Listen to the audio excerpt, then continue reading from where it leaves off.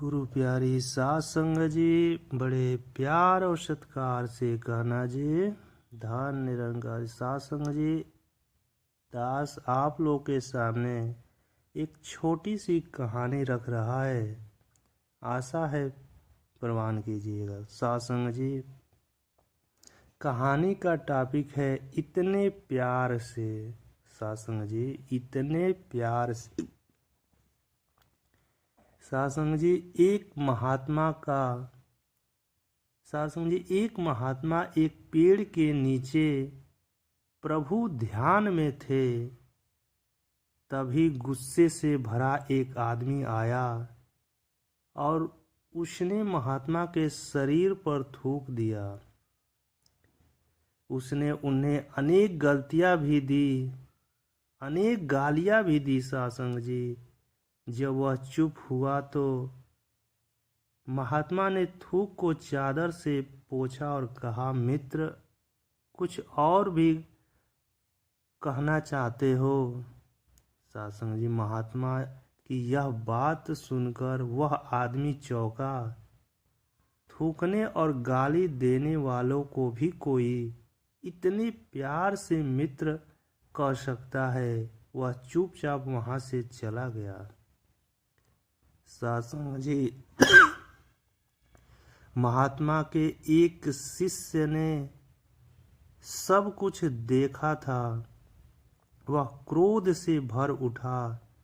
उसने कहा, गुरुजी, वह दुष्ट आदमी आप पर थूक कर चला गया और आप पूछते हैं कुछ कहना है। यह सुनकर महात्मा ने शिष्य से कहा, कभी कभी भाव इतना बड़ा होता है कि शब्द छोटे हो जाते हैं। कोई प्रेम से इतना भर जाता है कि शब्दों में वह कह नहीं पाता, इसलिए गले लगा लेता है। कोई क्रोध से इतना भर जाता है कि शब्दों के द्वारा कह नहीं पाता, इसलिए थूक कर कहता है। इस महात्मा पर थूकने वाला आदमी रात भर सो नहीं सका। वह यकीन नहीं कर पा रहा था कि ऐसा भी आदमी हो सकता है जो थूकने पर गुस्सा करने की बजाय मित्र कहकर पुकारने और पूछे कि कुछ और कहना है। सुबह होते ही वह महात्मा के पास पहुंचा और माफ़ी मांगने लगा।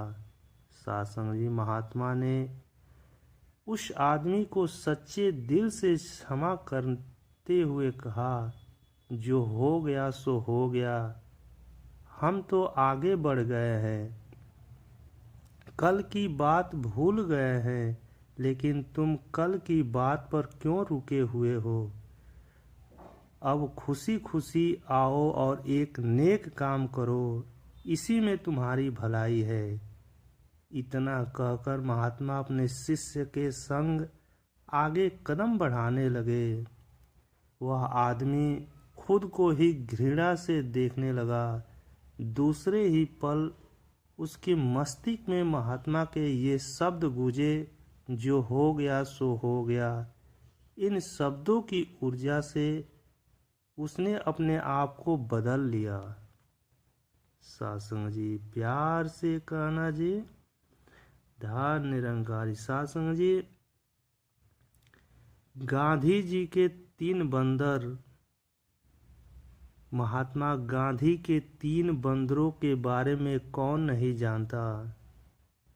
सभी ने गांधी जी के इन 3 बंदरों के संबंध में कुछ न कुछ अवश्य सुना है, मगर यह कम लोगों को पता है कि गांधी जी के ये तीनों बंदर आए कहाँ से थे।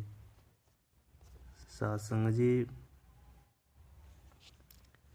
ये गांधी जी के ये 3 बंदर मूलतः जापानी संस्कृति की देन है। वर्ष 1917 में जापान के निक्को स्थित तोगोसु की बनाई हुई समाधि पर ये तीनों बंदर उत्कृष्ट है। हालांकि ऐसा भी माना जाता है कि ये बंदर बुरा मत देखो, बुरा मत सुनो और बुरा मत बोलो, ये तीन सिद्धांत की ओर संकेत करते हैं।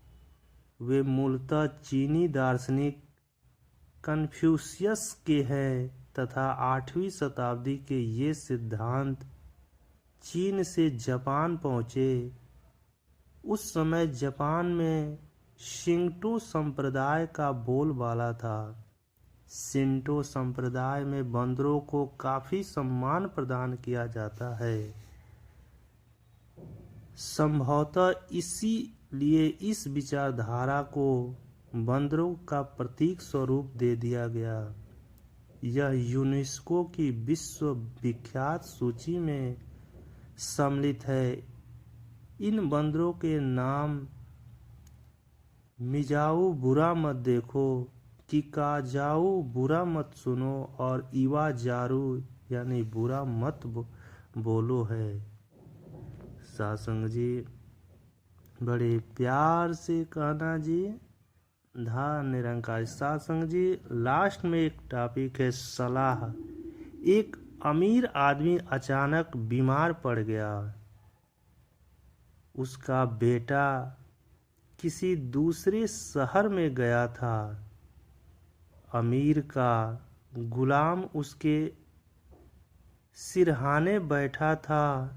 जब अमीर की हालत बिगड़ती गई तो उसने फौरन एक वसीयत लिखवाई कि मेरे मरने के बाद सारी जायदाद और खजाने का मालिक मेरा गुलाम होगा, किंतु सारी जायदाद में से कोई भी एक चीज मेरा बेटा लौट कर प्राप्त कर सकेगा। यह सुनकर गुलाम बहुत खुश हुआ और वह उसके बेटे के लौटने का इंतजार करने लगा। कुछ दिनों के बाद जब अमीर का बेटा घर आया तो वह अपने पिता की वसीयत देखकर उदास हो गया। उसे कुछ भी समझ नहीं आ रहा था कि ऐसी कौन सी एक चीज है जो वह प्राप्त कर सकता है। जब वह कुछ भी समझ न पाया तो शहर के एक माने हुए सलाहकार के पास पहुंचा और पिता द्वारा लिखी वसीयत की बात सुनाई। सारी बात सुनकर सलाहकार जो था सासंग जी मुस्कुराया, फिर बोला, तुम्हारे पिता वास्तव में बहुत विद्वान थे। अब तुम फौरन जाकर एक चीज की वह जगह उस गुलाम को मांग लो। सासंग जी अमीर बेटे ने ऐसा ही किया और सारी जायदाद के साथ ही उस गुलाम का भी मालिक बन गया। गुरु प्यारी सासंग जी बड़े प्यार और सत्कार से कहना जी, धा निरंकार।